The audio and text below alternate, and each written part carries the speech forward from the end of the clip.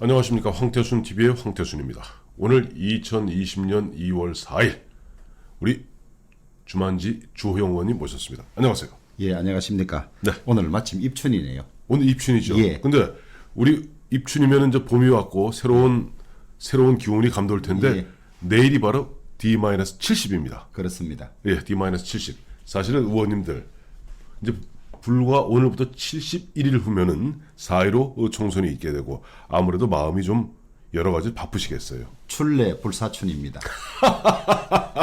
봄은 왔을 때 예. 아직 봄은 아니로구나. 예. 특히 보면 이게 자유한국당의 지금 요즘 그 모습이 보면은 황교안 대표 종로 출마를 놓고 갑론을박이 벌어지는 가운데 사실은 보면 중요한 중심 기둥을 딱 우리 군대 가면 기준하는 거 있지 않습니까? 그 황교안 대표가 기준을 아직 안 불러주기 때문에 모든 뭐랄까 뭐 공천이라든가 이런 것들이 지금 좀 약간 엉키는 것 같아요.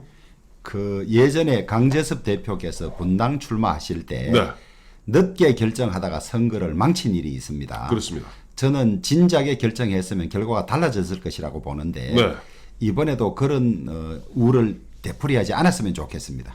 그래요. 자, 이제 그런 가운데 보니까 오늘 입춘인데 어제 2월 3일 그러니까 그동안 추미애 법무장관이 그야말로 검찰 조직을 그야말로 완벽하게 해 뒤집어 놓지 않았습니까? 그런 가운데 2월 3일자로 어제 월요일자로 이제 신임 새로운 이제 검사들이 새로운 이제 임지로 가서 새로 부임을 했고 또 보니까 새내기 검사들이 어제 진입식 뭐 신고식을 한 모양인데 거기에서 윤석열 검찰총장에게 4명을 거역하느냐라고 큰 소리 쳤던 추미애 장관 이제는 검찰을 향해서 상명하복 벗어나라 검사 동일체 원칙 웃기지 마라 라고 했는데 어떻게 봐야 됩니까? 저는 사자 신중충이라는 말이 있는데요. 네. 사자가 무서워서 네. 사자가 죽어도 네. 딴 짐승들이 먹으러 오지 못하는데 네. 사자 몸 안에서 생긴 구더기가 네. 사자를 다 상하게 한다 뭐 이런 내용인데요. 예. 법조인인 추미애 장관이 네. 외부인보다 더 검찰을 파괴하는 데 앞장서고 있어서 네. 추미애 장관이야말로 사자 신중충이 아닌가, 네. 사자 몸 안에 생긴 구더기가 아닌가 이런 생각이 들고요. 예. 검사 동일체 원칙이라는 것이 있었는데 네. 그것이 조금 표현은 완화된 채로 아직도 남아 있거든요. 네네. 검찰총장은 지휘하고 네. 하도록 돼 있기 때문에 네. 그것이 법이고 네. 법무부 장관은 구체적인 사건에 관해서는 검찰총장에게만 지휘를 할 수 있고 네네. 검사들에게 할 수 없는데 네. 그 법 체계를 무시하고 인사권을 가진 나에게 충성하라 내 말을 들어라 이런 불법을 강요한 것이죠. 그러니까 이게 말이 안 되는 이야기고 과연 추미애 장관이 변호사 자격이 있는 법조인이 맞는지 의구심을 가질 정도이고 더 나아가서는 막무가내로 검찰 조직을 파괴하고 국법 질서를 파괴하고 있다. 이렇게 강하게 비판할 수밖에 없습니다. 근데 장관님이라다 원래 장관 하셨으니까 자 장관님이라 부를게요. 장관님 먼저 장관님.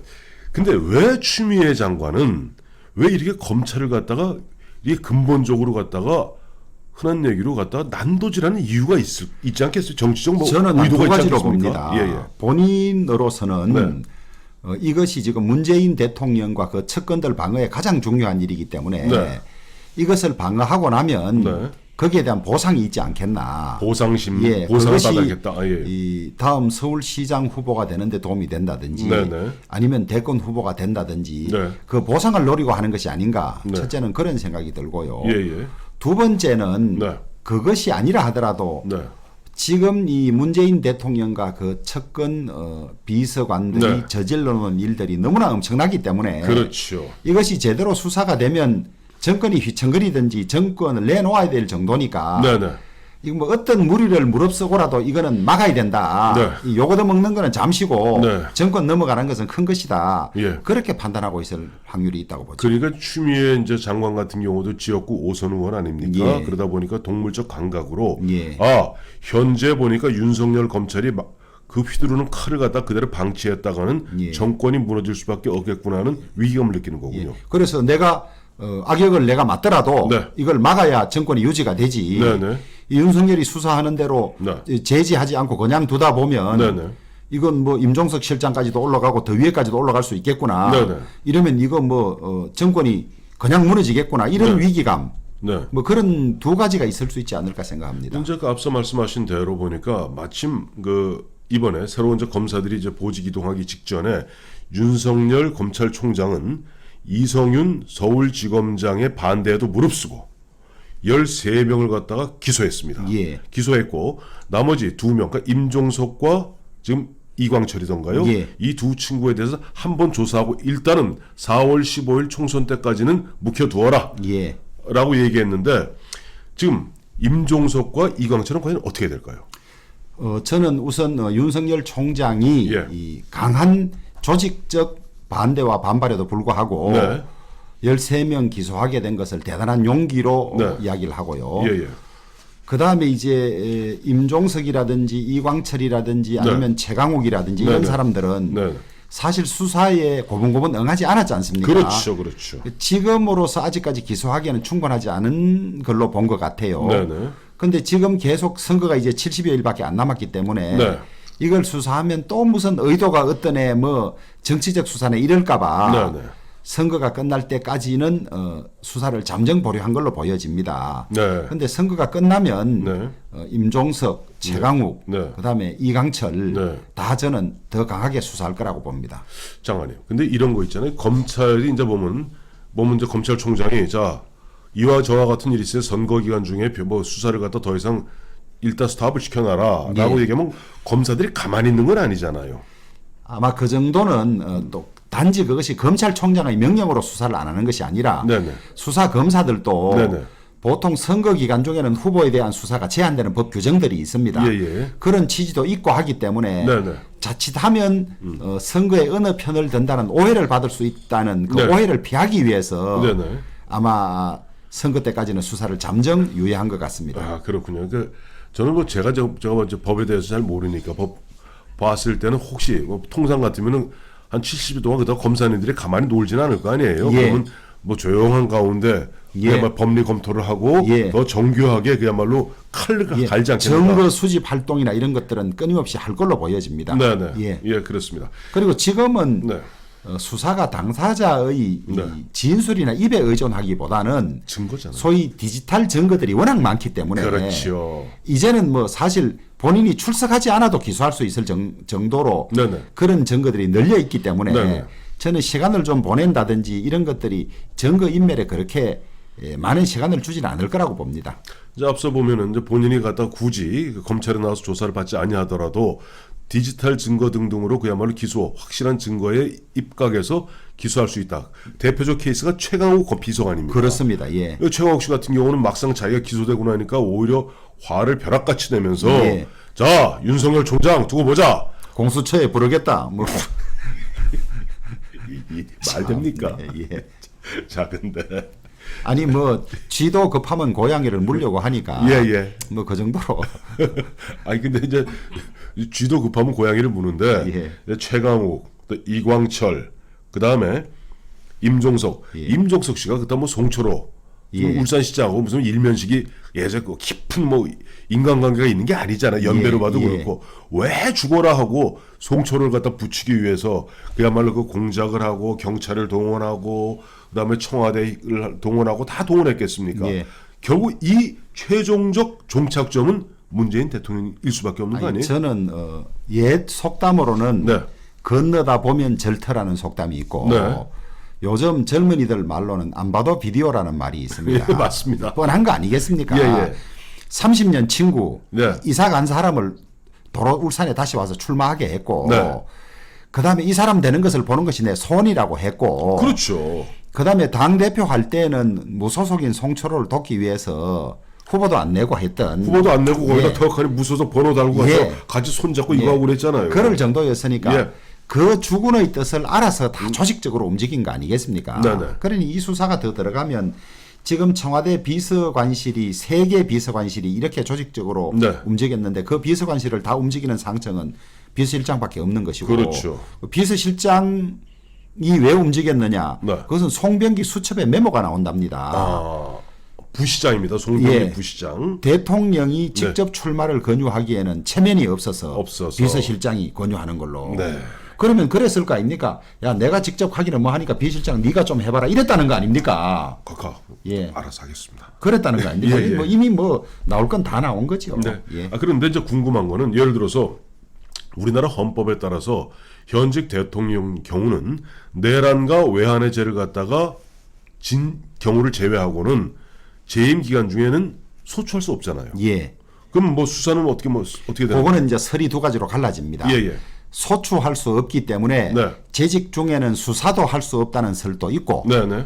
소추만 할 수 없지 수사는 할 수 있다는 설로 갈라져 있습니다. 네. 갈라져 있는데 네. 이미 이 박근혜 대통령도 재직 중에 수사받은 적이 있지 않습니까? 근데 수사는 사실 거부하지 않았나요 그때? 거부했습니까? 예, 그때 확인해봐야 되는 아니 부분인데. 그때 약간 무슨 검찰에 수사하겠다고 그랬는데 예. 그때 유영하 변호사 등이 결국 못 받겠다 이렇게 됐는데 아니 근데 수사라는 것이 네. 꼭 출석해서 조사받는 것만 수사가 아니고 압수수색도 수사니까. 그렇죠, 그렇죠. 청와대에 대한 압수수색이나 이런 것도 수사니까. 예. 그런 의미에서 수사는 이미 있었던 것이거든요. 그렇죠. 그렇기 때문에 저는 소추할 수 없다는 취지가 수사를 할 수 없다는 취지는 아니라고 보고 있습니다. 예. 미국 같은 경우도 특별검사가 네. 현직 대통령까지 다 조사하지 않습니까? 그렇죠. 그런 상황이기 때문에 네. 저는 이제 선거 끝나고 나면 수사가 진행이 되면 네. 대통령이 관련됐다는 여러 가지 이런 정황들이 나와 있기 때문에 네. 대한민국의 법치주의, 대한민국의 민주주의를 위해서는 네. 대통령이 자진해서 수사를 받는 것이 민주주의에 맞는 것이죠. 네. 법치주의에 맞는 것이죠. 네, 네. 그리고 당당하다면 또 거부할 이유도 없습니다. 네. 국민들이 이런 의혹을 가지고 네. 언론에서 이런 문제를 제기하니 네. 내가 당당하게 밝히겠다 하고 해야 그것이 아주 FM이죠. 근데 저 의원님 아까 계속 말씀 중에 선거가 끝나고 나면 우리 이런 전제를 달지 않습니까? 예. 그러니까 솔직히 말해서 선거 결과 지금 제가 만나는 대다수의 사람들, 물론 아무래도 보수 우파 성향 사람들은 이 선거는 해보나 마나 예. 문재인 정권에 대한 중간 심판일 수밖에 없고 예. 지난 2년 8개월 동안 국가를 이렇게 보면 해체한 문재인 정권을 그냥 놔둘 정도의 국민이라면은 그건 어쩔 수 없는 거 아니냐. 예. 뭐 이런 얘기도 하는 사람들이 있는데 예.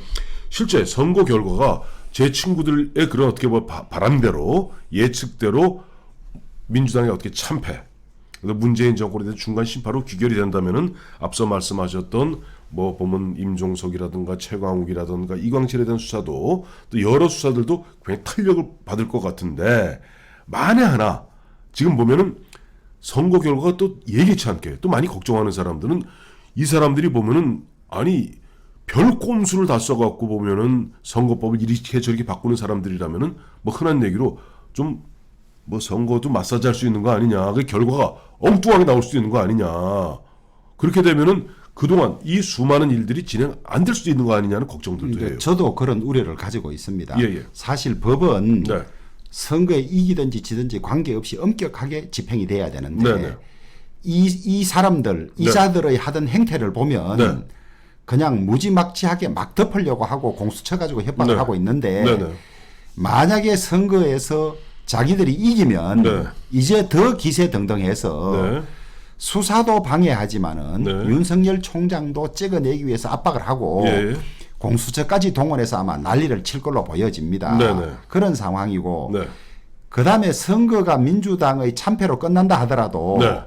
이 수사에 응하게 되면 저는 거의 정권이 무너질 거라고 봅니다. 수사 제대로 되면. 그래서 자신들이 선거에 패하더라도 순수히 수사를 받지는 않을 걸로 저는 그렇게 예상을 합니다.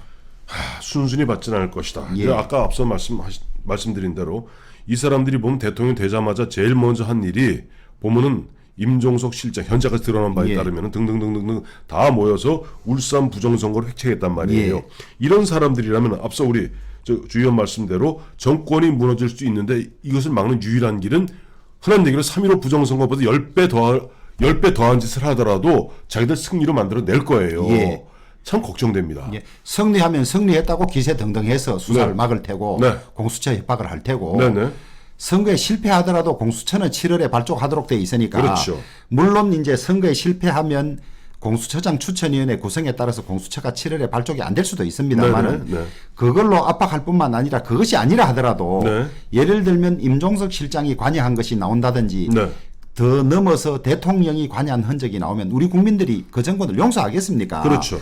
그러면 정권이 무너질 정도인데 네. 지금까지 이 사람들은 그 뻔뻔함이라든지 네. 염치에 비추어 봐서 네. 그렇다 하더라도 딴 걸로 뭉개야지 순수히 수사받지는 안 하지 않겠나. 저는 그렇게 전망을 합니다. 자, 그래요. 이제 공수처 계속 말씀하시는데 공수처가 그야말로 저희는 뭐 황태순 TV에서는 늘 그럼 저 중국의 공안 예. 국가감찰위원회 예. 예전으로 넘어가면 히틀러의 예. 게슈탈프 같은 조직이다라고 얘기했는데 지금 대한민국은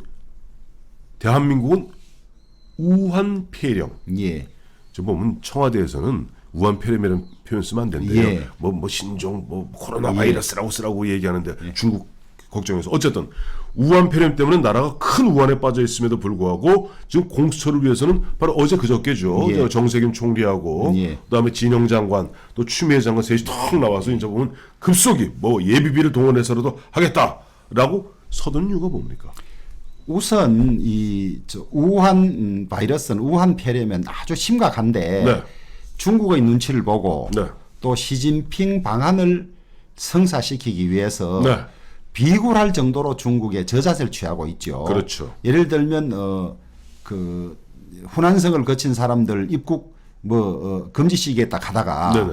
또 뭐 하루 만에 말 바꾸고 예. 뭐 이런 식이 되니까 네. 이게 자칫 잘못하다 보면 우리 방역망 전체가 뚫히는 네. 국가적 재난이 올 수가 있거든요. 그렇죠. 이거 아주 잘못됐고요. 네. 그런데 여기에 전력을 기울여서 확산을 막고 방지 대책을 해야 함에도 불구하고 네.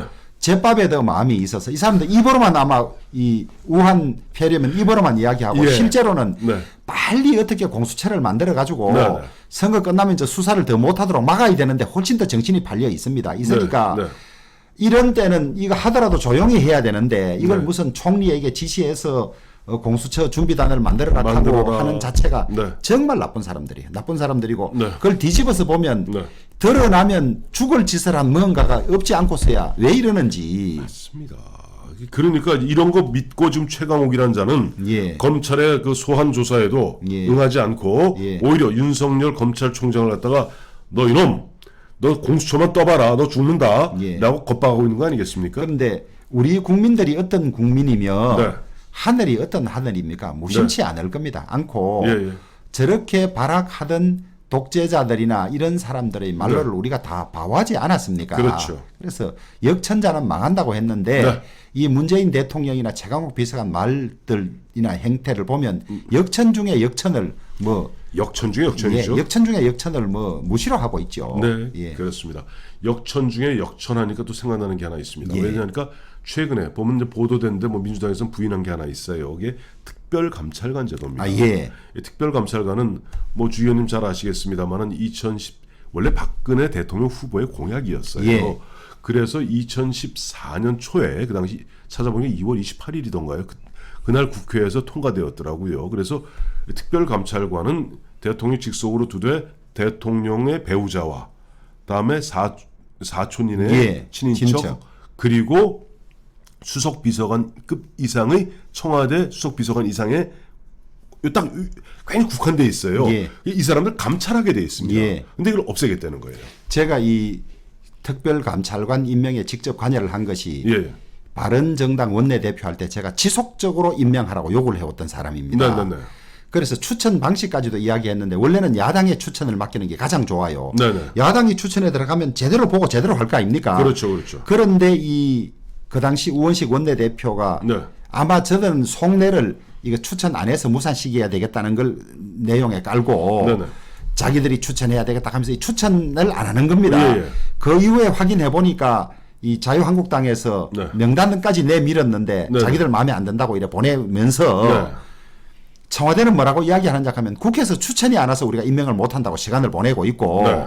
그다음에 어느 순간에는 공수처가 되면 특별감찰관이 필요 없다고 이야기를 하면서 개기고 있어요. 네네. 그러니까 지금 저는 그때부터 경고를 한 것이 특별감찰관이 없으면 민정실이나 청와대 내부에서 사고 칠 거다. 네네. 이렇게 이야기를 했는데 네. 문 대통령이 특별감찰관을 둘 생각이 전혀 없어요. 내가 보니까. 그렇죠. 있다면 야당이 추천해서라도 받아와서 예.